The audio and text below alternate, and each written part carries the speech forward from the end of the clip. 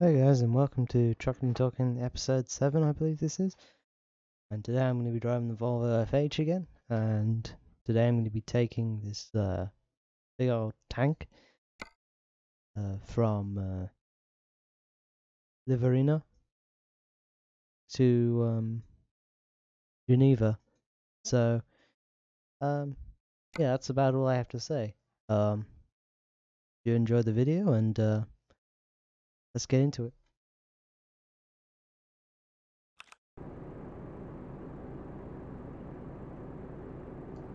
Alright, so as usual, all of the topics I'm going to talk about are going to be linked in the video description to Ars Technica, and all the topics are from Ars Technica.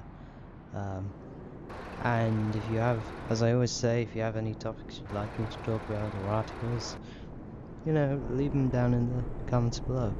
I'd love to have some suggestions. But anyway, let's get into it. Now, I will say before I get into the topics that you just saw that I went pretty slowly out of the parking bay to get out of this depot, because when I didn't do that last time in the last video, obviously I crashed into something immediately. But I ended up here going down a very tight road that ended up at the end had a very tight corner. So you'll see, I guess, surprise in the way I drive. I'm driving really slowly and then coming up to this corner I didn't expect, or junction. Anyway, let's get into the first topic. So, malware has no trouble hiding and bypassing macOS user warnings. Warnings bypass can be used to do a lot of malicious stuff, researchers say. So Apple works hard to make its security. I can't speak. Apple works hard to make its software secure. Beyond primary protections that prevent malware infections in the first place, company engineers also built a variety of defense in-depth measures that are designed to lessen the damage that can happen once Mac is compromised. Or once a Mac is compromised, that's basically locking down the operating system so you can't do anything with it. Now, Patrick Wardle, a former NSA hacker and macOS security expert, has exposed a major shortcoming that generically affects many of these secondary defenses.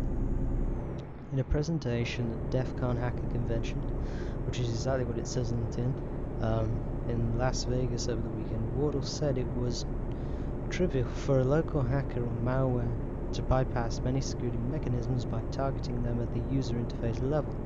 When these security measures detect a potentially malicious action, they will block that action and then display an alert or warning by abusing various programming interfaces built into macOS. Malicious code could generate a programmatic click-to interface or even dismiss such alerts.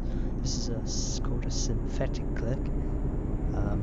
It almost works immediately and can be done in a way that's invisible to the user. The ability to synthetically interact with a myriad of security prompts allows you to perform a lot of malicious actions. Many of Apple's privacy and security in-depth protections can be trivially bypassed. With the ability to generate synthetic clicks, an attack, for example, could dismiss many of Apple's privacy-related security prompts. On recent versions of macOS, Apple has added a confirmation window that requires the user to click OK before an installed app can access geolocation, contacts, or calendar information stored on the Mac. Apple engineers added the requirement to act as a secondary safeguard. Even if a machine was infected by malware, the thinking went the malicious app wouldn't be able to copy the sensitive data without the owner's explicit permission. Though many of Apple's security alerts attempt to detect and ignore synthetic clicks, Wardle discovered that the privacy alerts, even on a fully updated High Sierra system, were not protected. What is the point of displaying an alert if malware can simply dismiss it, he asked. In the past, malware has abused such synthetic clicks to perform a variety of nefarious actions. For example, the sneaky Ginware adware, devil robo currency mining malware.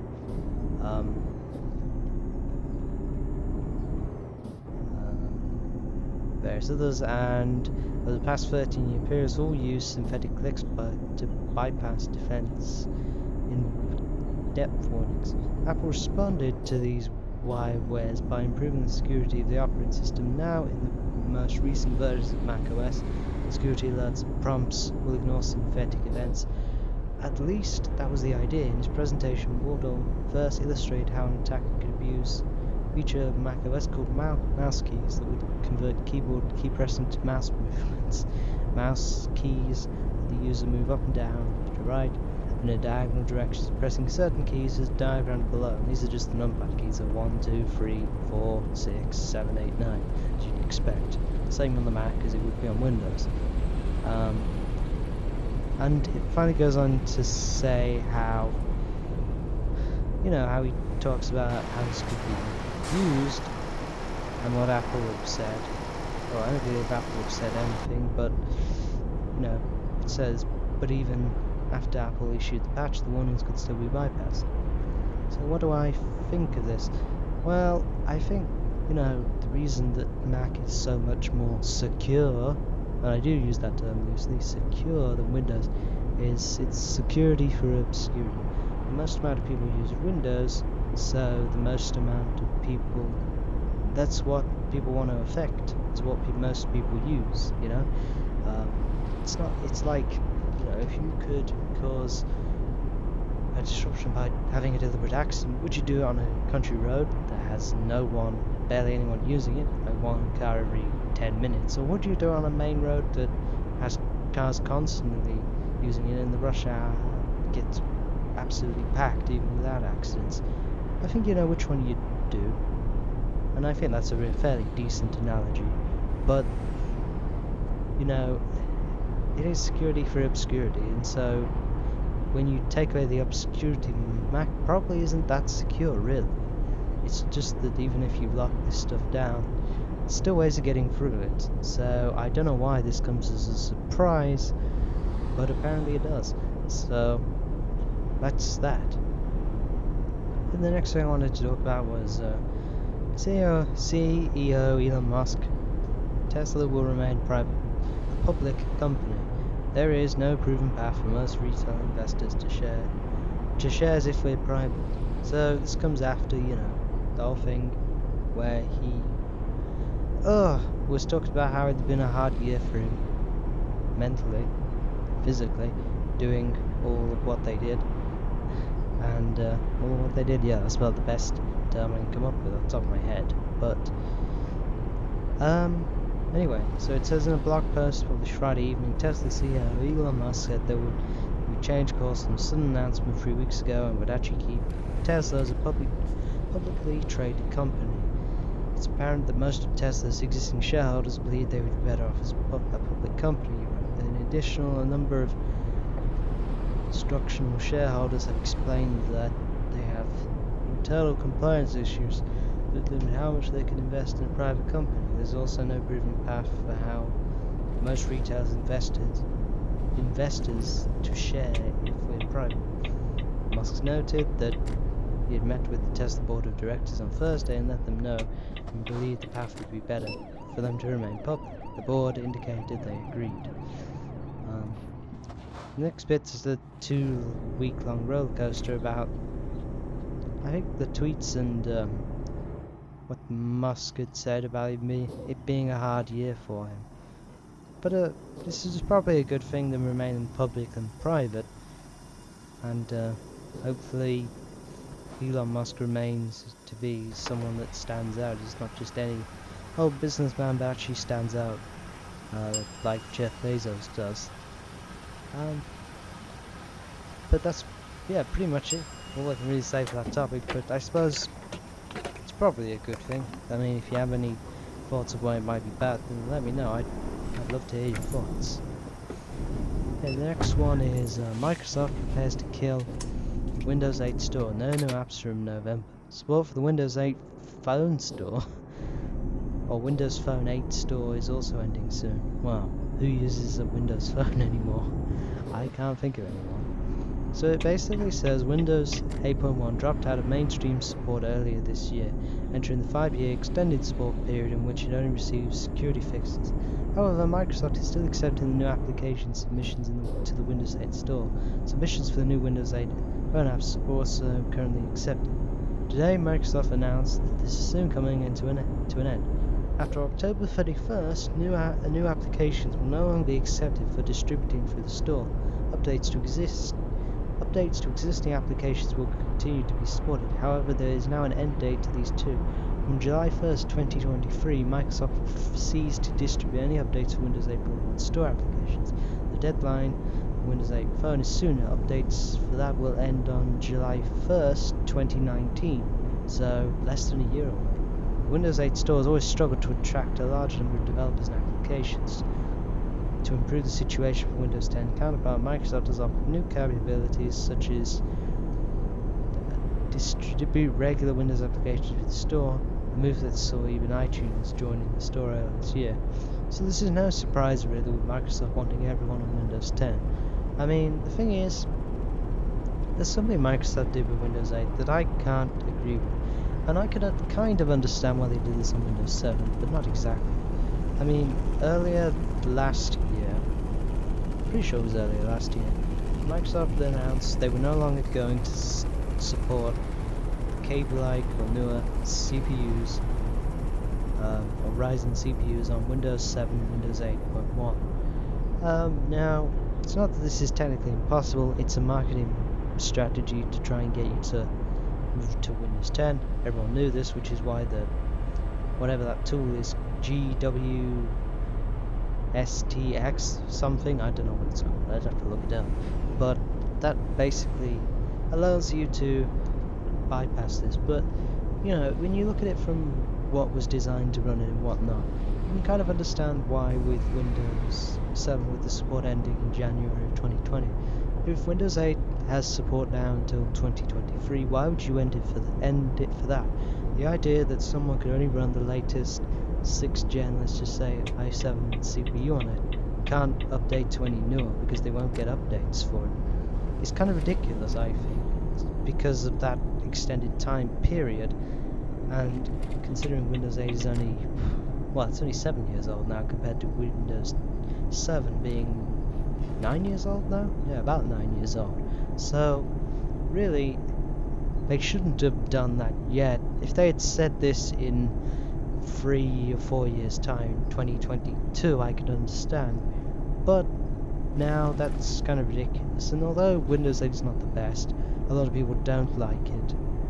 I still don't agree with it. I believe if you want to run Windows 8, you should be able to run Windows 8 currently with a 7th gen, 8th gen or new Ryzen CPU, but you can't. You won't get security updates. But then there is a tool for it, but in my view you should never have to use that tool anyway. It should just be supported, especially considering, you know, you bought the software and that's being now ended before the software's end of life, which I don't even think should be allowed, but somehow it is. And pretty much Microsoft is doing everything they can to make it so you have a pain to use either OS. And I mean, it's exactly why they didn't release a new service pack for Windows 7 that has all the updates, because they want to make it so difficult to say, screw this, I'll just go to Windows 10. Windows 10 is not a bad OS, but with the way they made people update and whatever, that's ridiculous. And you know, they said after, well, you won't be able to upgrade for free. Well, if you still have a Windows 7 and Windows 8 product key that's legitimate, you can install Windows 10, and when it asks you for the product key, you just click where it says, I don't know, product key, an incredibly small font. Just click that and then put it in when you get into the OS, and it should, in 9 out of 10 cases, work. So that was a lie. And you know, when I upgraded to Windows 10 on my old PC about November of 2015, which is not long after it came out, it was a few months. I would have probably waited longer. I would have waited at least a year, but probably now going back, but it's not a bad OS at all. It's just that I think the Microsoft strategy for this, you know, it's gonna come back to bite them on the butt eventually when Google arms and comes out with an OS that's better than Windows, and everyone decides to go to it. But Microsoft doesn't even want to make operating systems anymore. They're only interested in where the money is, which is in servers in the cloud. So the making the OS a subscription base, which most other software has done, but not all. You know, the 4K video download I use, you know, is a one-time fee, and there are other things that are one-time fee, but most things are subscription services now, because you know that's where the money is. But I would like to see it that they wouldn't be so interested in the money and actual user experience. But then, what do I know? They have billions of pounds, and here I am sat here in a fairly small office doing this. So what do I know? Anyway, we'll move on to the next topic. Audi's new electric sports car concept, the P18 e-tron. This interested me because it says it has a movable cockpit, race car suspension, solid-state batteries. And if I remember, I try and put up an image of the car. It looks very interesting, I'd say. The cockpit looks a lot like a McLaren F1, and literally like a race car, an Audi F1, or not an Audi F1, but you know, the Mon car. It says earlier on Thursday we took a look at the all-new electric concept from Infiniti, which broke cover. Now it's Audi's turn. The car maker chose Monterey Car Week to I'm probably pronouncing it it's Monterey, so could it be monumental? I don't know. But to make a statement about the future, and the statement is called P18 e-tron. This is the first time Audi has unveiled a concept at Pebble Beach, which, if you watch any car show like Chasing Classic Cars, you'll be familiar with that. It's quite something, an all-electric sports car that leverages Le Mans winning technology from the mighty Audi R18 e-tron Quattro race car. If we needed a clue to the motivation behind the P18 e-tron, consider its internal codename. The project's working title was Level 0, a reference to the SAE levels of automation. This is meant to be a driver's car, not a driverless car. To end, the cockpit driver's seat cannot be moved around laterally in the car. If you're at the track, you don't need to cart a passenger around. You can center yourself in the car. As with the Infiniti Prototype 10, the steering wheel and pedals are all drive-by-wire to make this possible. We want to offer the driver an experience that is otherwise available in only a racing car like the Audi R18, said Gail Hudson, the head of Audi Design Loft in Malibu. This is why we developed the interior around the ideal racing position in the centre. Nevertheless, the aim was to also give the P18 e-tron a high degree of everyday usability. Yeah, I can imagine using that car every day. The looks you'd get on the road. Not just for the driver, but also for the potential passenger. The exterior styling is no less striking. It's almost a shooting brake, a little used form factor. In essence, a two-door station wagon coupe under the aluminium and carbon body. A free all-electric motors, one front axle apiece for each rear wheel. Together, the P18 e-tron 500 kilowatts gives out 500 kilowatts and 830 Newton-meters of torque with a boost function that will earn an extra 70 kilowatts that make you go really, really fast. Audi says the P18 e-tron should be able to go from standstill 0 to 62 miles an hour in just over 2 seconds. We should put the P18 on par with nearly departed R18 race car. The R18 also aspired the PD18 suspension with push rod arrangements at the front and the pull rod setup at the rear. While most of this sounds plausible, it's the battery specs that give the nail on it. At first glance, I thought the 95 kilowatt pack would have donated by the e-tron's SUV and Magnum drove. At least a close look at specs reveals this in the case. However, Audi says the pack is actually cooled solid state pack, so to charge at 800 volts. Sadly, this battery is still mainly theoretical at this point. Audi's cooperative parent Volkswagen Group, on the other hand, is pouring out hundreds of millions of dollars into making it a reality sometime in the future. So to see actual new battery technology that isn't 20 years old is nice, you know, but still not the future, as I've said many times before in videos. Hydrogen is the future, not electric. Electric is a very outdated concept. So, but this looks like a great car. As I say, I'll try and put an image up of it, on the screen for you. But it is a very interesting car. I mean, I'll link you to the article, as they say, and yeah, it's a nice car, I think. And the next one is 1 to 0 emissions classic Jaguar. It's available from 2020. The E-Type Zero concept from last year will be available from 2020. Again, I'll try and put up an image of this car because it looks beautiful being an E-Type, but the interior is sick. It's a classic sort of display with virtual dials and you know, the engine being effectively just a box, but it's crazy.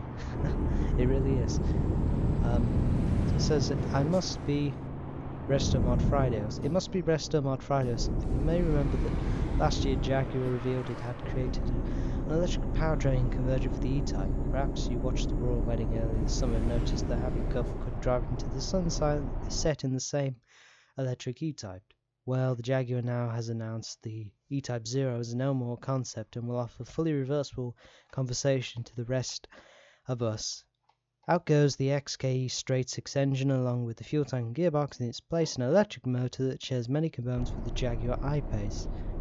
A single speed reduction gearbox of 40 kilowatt lithium-ion battery pack that is about the same price and weight as the absolute engine, which means the weight and balance of the now electric E-Type should be about the same as it was before, as it went radical surgery.